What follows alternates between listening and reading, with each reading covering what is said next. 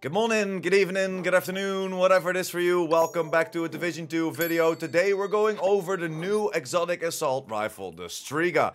This is a new addition to TU22. We are testing it out right now on phase 2 of the PTS, and it is a great weapon. I like it a lot. There are a few things that could be better, but let's go over what this gun is all about.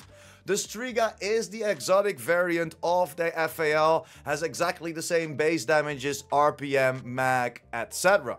And then if we look over the gun, of course, we have that inscription on it. This is no longer about prevention, it's about damage control. Colonel Antoine Ridgway.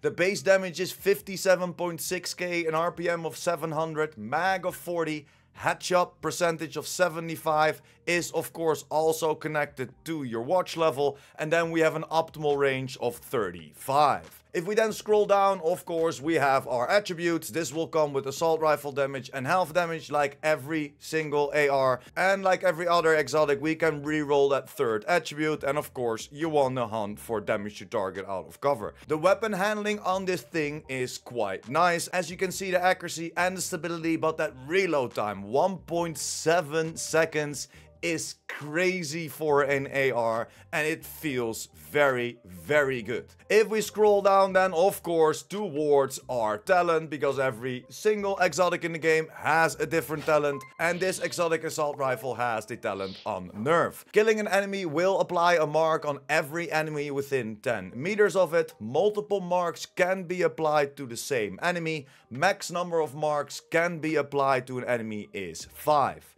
Deal plus 15% amplified damage per mark to the marked enemies. And this is a great talent if you can take multiple people out within 10 meters of each other. You can take out the lower end enemies to then let the unnerved talent stack on the tankier enemy to take him out with multiple amplified damage marks on him. So that is great. And if we scroll down, we of course have our mods for the weapon. It's 5% crit damage, 20 rounds, 10% weapon handling and 5% crit chance. So it's a little bit lower than the usual 10% crit chance or even the adjusted 15% on the Saint Elmo. So this is a little bit lower, where we definitely have to adjust our build for it. But you would say that that amplified damage would definitely make a difference for you. So we are at the shooting range, we're shooting at our target, and this is the normal damage without a mark. If we then take somebody out, you can see that one mark has been added to this enemy in front of us, and we will do more damage on the armor, and then of course on the health even more, as this is an assault rifle and we have that extra 21% health. If we then take out another enemy, you will see that we will get multiple stacks, and then it's rinse and repeat. Taking somebody else out within that 10 meter radius, that mark will raise all the way up to 5, and if we hit that 5th mark we can do an insane amount of damage, and this is without any multipliers active. As we know, with TU22 the new seasons 2.0 will be live as well, and we will have a bunch of multipliers for our builds. So let's talk about how the weapon performs within the content in this game, talking about open world activities, the things that we mostly do in the game. Within missions, it's kinda nice. It does its work, it shoots straight, it's fun to play with. But if we're looking at the talent and the damage numbers, the max stack that I got is maybe 4, but it was most of the time 3. Giving me of course some extra amplified damage and letting this gun rip through enemies.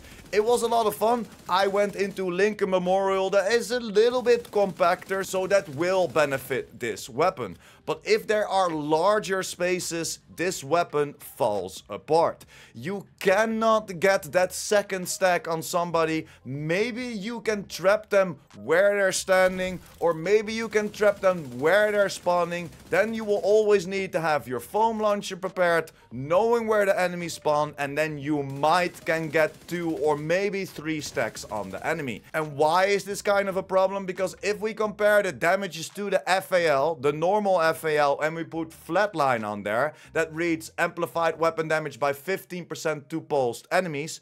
Of course, this is a little bit different damage values, but the FAL outperforms the Strega all the way up to 2 marks. When you apply 2 marks of the unnerved from the Strega on an enemy, you will do a little bit more damage than a base FAL with flatline on there, without you having to worry about that mark being applied to somebody. And that's my feedback on this a little bit, is that the unnerved talent needs to be put back to 20 meters, how it was on phase 1. I'm not saying you need to put it back on how it exactly was on phase 1, because apparently it was bugged and the range was unlimited, but that 10 meters is too low. These enemies scatter like wildfire. The 10 meters is absolutely nothing in this game, and then this gun starts falling apart. It's fun, but if they keep it this way, this weapon will be a door camping gun, trying to spawn trap the enemies, getting your foam launcher with you to make sure that you get the most stacks out of it. So I would love to see that it will turn back to 20 meters and even do something with the damage multiplier that is attached to this talent. Again, I am not a mathematician, so I might be wrong, but this reads deal 15% amplified damage per mark to marked enemies. If we compare that to flatline, it amplifies weapon damage by 15% to pulsed enemies. Maybe if this damage value would be the same as flatline, so reading amplified weapon damage per mark to marked enemy, that might already save this gun a little bit. Don't get me wrong, it's an awesome looking gun. I'm gonna definitely play with it, have some fun with it. But overall, if we're really looking at the damage numbers, the FAL will outperform the Strega all the way up to 2 marks hit. What is pretty hard to do, especially in the open world. So yeah, that's pretty much the breakdown of the new exotic AR, the Strega, coming to the game with TU22 and Seasons 2.0. Don't forget, this is still the PTS, this is phase 2, so things are still subject to change. I would love to see them looking again at this talent, like we talked about, maybe change it back to 20 meters or even touch that amplified damage mark. That's it. Let me know in the comments down below what you think about this weapon. Are you gonna play with this? Or are you thinking after this breakdown, nah, I don't know, hopefully they're gonna change a few things? Or are you excited? Let me know in the comments down below. Thank you very much for sticking until the end. Like the video if you liked the video or helped you out in any way or form. And of course, if you're new here and or you want to be updated by the Division 2, make sure to hit that subscribe button as well. And I will see you in the next one. Pure Prime out.